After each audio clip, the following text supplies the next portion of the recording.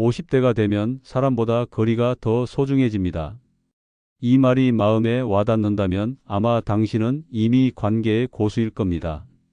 젊을 때는 많은 사람들과 함께 있어야 행복하다고 믿었습니다. 모임이 많을수록, 연락이 잦을수록 내가 사랑받고 있다는 확신이 들었죠. 하지만 나이가 들수록 깨닫게 됩니다. 나를 지켜주는 건 사람의 수가 아니라 나를 편안하게 하는 적당한 거리라는 것을요. 오늘은 정약용 선생의 지혜를 빌려 왜 나이가 들수록 관계보다 평온이 더 중요해지는지, 그리고 어떻게 거리두기가 우리의 마음을 지켜주는지 이야기해 보겠습니다. 이 이야기를 들으시다 보면 혹시 당신도 지금 마음속에서 누군가와의 거리를 다시 계산하게 될지도 모릅니다. 이 영상을 끝까지 보시면 더 이상 사람에게 상처받고 에너지를 뺏기지 않는 구체적인 지혜를 얻게 될 것입니다. 영상 마지막에는 여러분이 오늘 당장 실천할 수 있는 가장 핵심적인 관계의 원칙을 알려드릴 것이니 부디 끝까지 함께해 주시기 바랍니다. 우리는 모두 젊은 시절을 지나왔습니다. 그때는 밤을 새워 친구와 이야기하고 주말마다 이어지는 약속에도 지칠 줄 몰랐습니다. 하지만 언제부터인가 사람을 만나는 일이 즐거움보다는 에너지를 소모하는 숙제처럼 느껴지기 시작합니다. 혹시 모임에 다녀온 다음 날 이유 모를 피로감에 하루 종일 누워만 계신 적은 없으십니까? 반가운 얼굴들을 보고 즐거운 시간을 보냈음에도 불구하고 마치 몸살이라도 앓는 것처럼 온몸에 기운이 빠져나가는 경험 말입니다.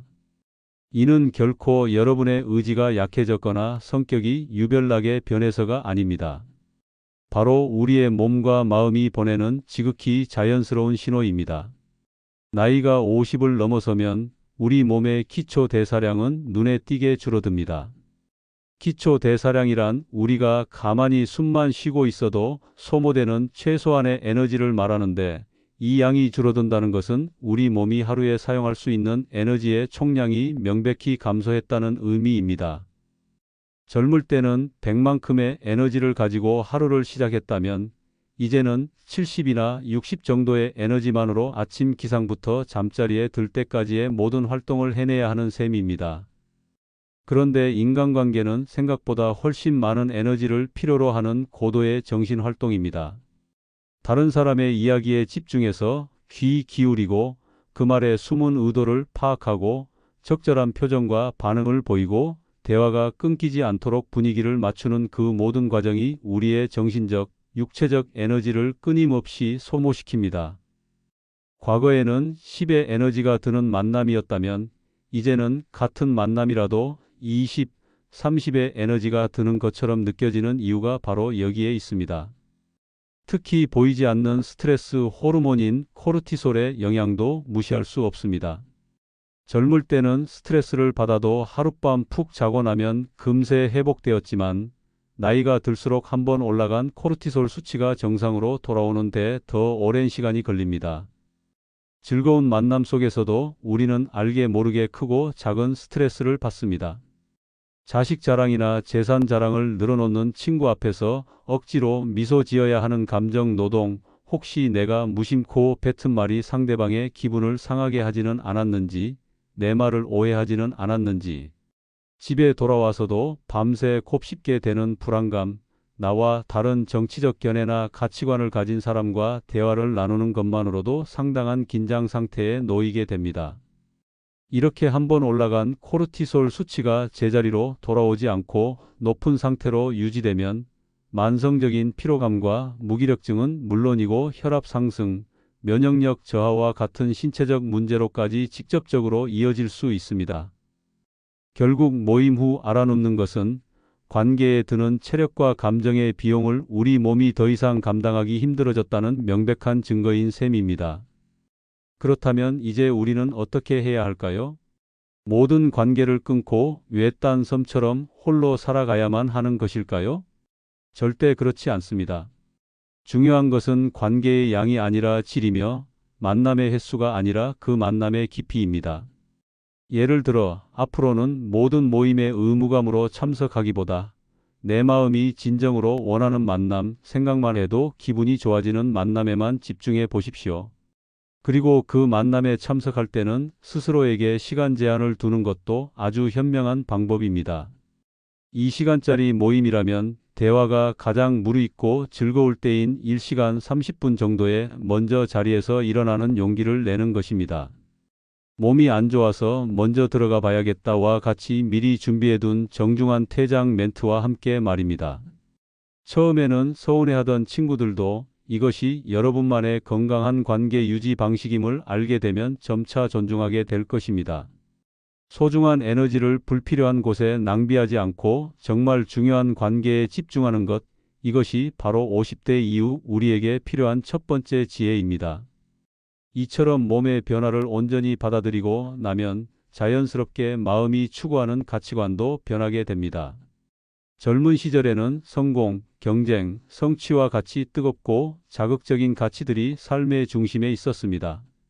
더 많은 것을 이루고 더 높은 곳으로 올라가기 위해 끊임없이 스스로를 채찍질하며 앞만 보고 달려왔습니다. 하지만 그 치열했던 시간을 지나온 지금 우리의 마음은 더 이상 그런 뜨거움보다는 따뜻하고 잔잔한 평온을 갈망하게 됩니다. 인생의 관계는 마치 우리가 매일 마시는 한 잔의 커피와도 같습니다. 너무 진한 에스프레소 같은 관계는 심장을 두근거리게 하고 밤새 잠 못 이루게 할 만큼 쓰고, 반대로 너무 묽게 내린 커피 같은 관계는 아무런 맛도 향기도 느낄 수 없이 그저 시간만 흘려보낼 뿐입니다. 오직 나에게 딱 맞는 농도로 내 마음의 온도에 맞춰 내렸을 때 비로소 그윽한 향과 깊은 맛을 오롯이 즐길 수 있는 법입니다. 여러분은 지금 어떤 농도의 커피를 마시고 계십니까? 혹시 너무 많은 사람을 만나고 너무 많은 일에 신경 쓰느라 쓰디쓴 관계에 중독되어 마음의 건강을 해치고 있지는 않으십니까?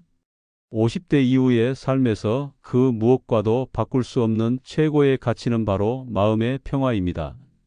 저명한 심리학자 에릭 에릭슨은 노년기의 가장 중요한 발달 과업으로 자아 통합을 이야기했습니다. 이는 자신의 지나온 삶 전체를 있는 그대로 긍정적으로 받아들이고 성공과 실패, 기쁨과 슬픔을 포함한 모든 경험을 너그럽게 끌어안으며 마침내 마음의 평온을 얻는 과정입니다. 다른 사람의 시선이나 사회가 정해놓은 기준에 맞춰 살아가는 것이 아니라 오롯이 나 자신의 마음에 귀 기울이며 내면의 목소리를 따르는 존엄한 단계인 것입니다. 이제 우리에게 필요한 것은 더 많은 사람, 더 넓은 인맥이 아닙니다. 오히려 내 삶에 불필요한 관계를 과감히 덜어내고 내 마음을 불편하게 만드는 소음으로부터 한 걸음 물러설 줄 아는 용기입니다. 마치 정원을 정성껏 가꾸는 노련한 정원사처럼 내 마음의 정원에 어떤 관계의 나무를 남겨 그늘을 즐기고 어떤 잡초를 뽑아내어 흙을 건강하게 할지 신중하게 선택해야 합니다. 그 선택의 기준은 단 하나입니다.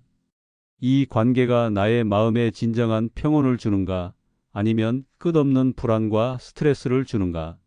이 명확한 기준 하나만으로도 여러분의 인간관계는 훨씬 더 단단하고 건강해질 것입니다. 내 마음의 평화를 지키는 것, 그것이 바로 수십 년간 세상의 풍파를 견디며 애써온 우리 자신에게 줄 수 있는 최고의 선물이자 평안한 노후를 위한 가장 확실한 투자임을 반드시 기억해야 합니다.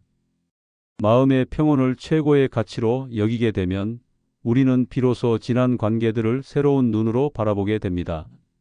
특히 피를 나눈 형제나 수십 년을 함께한 친구 관계가 왜 예전 같지 않을까 하는 서운함에서 벗어나 그 이유를 담담히 마주하게 됩니다.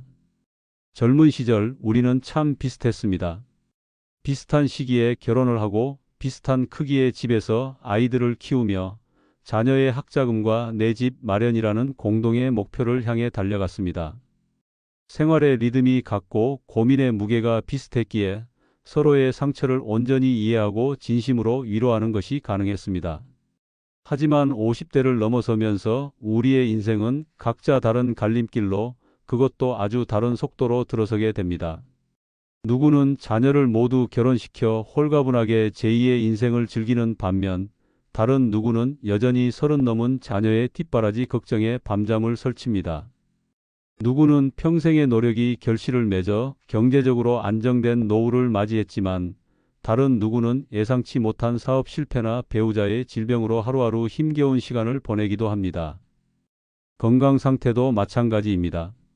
등산과 운동으로 여전히 청춘 같은 활력을 자랑하는 친구가 있는가 하면 고질적인 지병으로 병원 문턱이 닳도록 드나들어야 하는 친구도 있습니다. 이렇게 살아온 환경과 현재의 처지가 달라지면서 자연스럽게 세상을 바라보는 가치관의 차이도 생겨납니다. 과거에는 만나기만 하면 시간 가는 줄 모르고 이야기꽃을 피웠던 친구 사이가 이제는 어색한 침묵 속에서 서로의 눈치만 살피는 불편한 자리가 되어버립니다. 한 친구가 해외여행이나 새로 산 차 이야기를 신나게 늘어놓을 때 빠듯한 생활비로 하루하루를 살아가는 친구는 씁쓸한 미소 뒤로 마음의 문을 굳게 닫아버립니다. 저 역시 예전엔 마음 맞는 친구들과 매달 모이며 세상 시름을 잊곤 했습니다. 하지만 언젠가부터 그 자리가 제 마음을 조금씩 지치게 한다는 것을 깨달았습니다.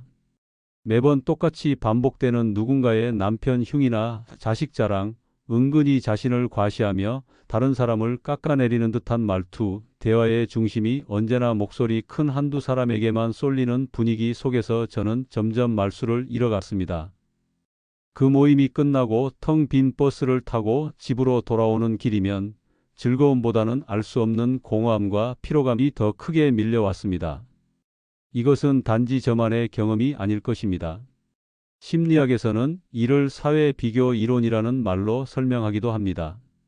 사람은 본능적으로 타인과 자신을 비교하며 자신의 위치를 확인하려는 경향이 있는데 각자의 삶의 격차가 선명하게 벌어지는 노년기에는 이러한 비교가 더욱 잦아지고 그 결과는 종종 서운함, 질투 혹은 자기 비하와 같은 고통스러운 감정으로 이어진다는 것입니다. 나도 모르게 친구의 빛나는 모습과 나의 초라한 현실을 비교하며 상처받는 일이 반복되는 것입니다. 그렇다면 우리는 이 피할 수 없는 서운한 변화를 어떻게 받아들여야 할까요? 여기서 우리는 200년 전 18년이라는 기나긴 유배 생활 속에서 인간관계의 본질을 꿰뚫어 본 다산 정약용 선생의 지혜를 빌려야 합니다. 선생은 말씀하셨습니다. 가까워지려 애쓰지 말고 자연스럽게 흘러가게 하라. 이 말은 결코 관계를 포기하라는 냉정한 충고가 아닙니다.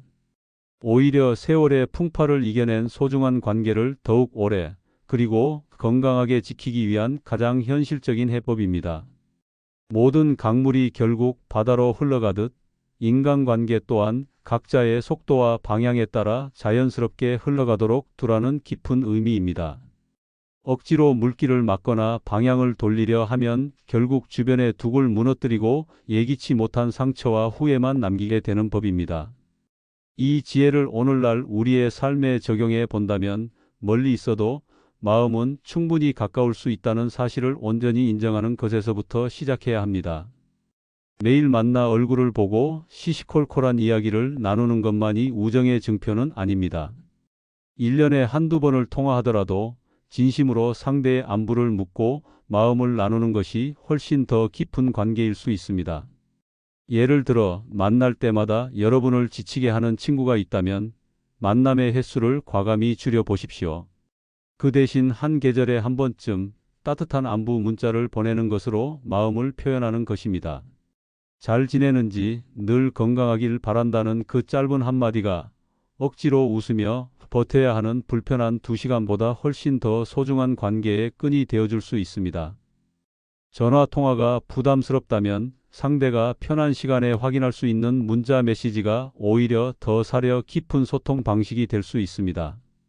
형제 관계도 마찬가지입니다. 서로의 경제적 상황이 달라 만남이 부담스러워졌다면 값비싼 외식 자리나 부담스러운 선물을 고집할 필요가 없습니다. 그보다는 가까운 공원을 함께 산책하며 아무것도 아니었던 어린 시절의 추억을 이야기하거나 따뜻한 찻값 정도는 내가 내겠다며 소박한 찻자리를 갖는 것이 서로의 마음을 더 가깝게 만들어 줄 것입니다. 중요한 것은 물질의 크기가 아니라 서로의 삶을 있는 그대로 존중하고 마음을 나누려는 진심 어린 태도입니다. 이처럼 사람 사이의 거리를 존중하는 것은 결코 이기적이거나 냉정한 행동이 아닙니다. 오히려 나와 상대방 모두의 마음을 지키는 가장 성숙한 사랑의 방식입니다. 모든 관계에는 저마다의 적절한 거리가 필요하고 그 거리는 세월에 따라 변하기 마련입니다. 그 변화를 자연스럽게 인정하고 존중할 때 우리는 비로소 불필요한 감정 소모에서 벗어나 서로에게 좋은 기억만을 남기는 지혜로운 관계를 맺을 수 있습니다. 오늘 우리는 정약용 선생의 지혜를 빌려 나이가 들수록 왜 사람보다 거리가 더 소중해지는지에 대해 깊이 있게 이야기 나누었습니다. 젊은 시절 20대에서 40대까지는 관계의 양이 곧 나의 가치인 것처럼 여겨졌을지 모릅니다. 하지만 수많은 계절을 지나온 인생의 후반전에서는 관계의 깊이와 질이 그 무엇보다 중요해집니다. 이제는 모든 사람에게 좋은 사람이 되려 애쓰기보다 나의 소중한 에너지와 시간을 지켜내고 마음의 평온을 얻는 것이 더 큰 지혜임을 우리는 깨닫게 되었습니다. 인간관계에서 거리를 두는 것은 결코 이기적이거나 차가운 행동이 아닙니다. 오히려 지쳐있는 나와 상대방 모두를 위한 가장 성숙하고 따뜻한 배려입니다. 멀리서도 충분히 마음을 전할 수 있고 가끔의 연락으로도 서로의 안녕을 빌어줄 수 있습니다. 여러분의 남은 인생을 불필요한 감정 소모 없이 오직 평온을 주는 소중한 사람들과의 관계로만 채워나가시길 진심으로 바랍니다. 오늘 영상이 여러분의 마음에 작은 위로와 울림을 주었기를 바랍니다. 영상이 좋으셨다면 따뜻한 응원의 댓글을 혹은 비슷한 경험이 있으시다면 여러분의 소중한 이야기를 댓글로 남겨주세요. 한 분 한 분의 이야기가 모여 다른 분들에게도 큰 힘과 지혜가 될 것입니다. 구독과 좋아요, 알림 설정은 저희가 더 좋은 영상을 만드는데 정말 큰 힘이 됩니다. 그리고 오늘 내용에 깊이 공감하셨다면 주변의 소중한 지인들에게도 이 영상을 공유하여 지혜를 함께 나눠주시길 부탁드립니다. 다음 시간에는 50대 이후 이런 인간관계는 반드시 끊으세요. 당신의 인생을 갉아먹는 사람들의 특징이라는 주제로 더욱 현실적이고 꼭 필요한 이야기를 가지고 돌아오겠습니다.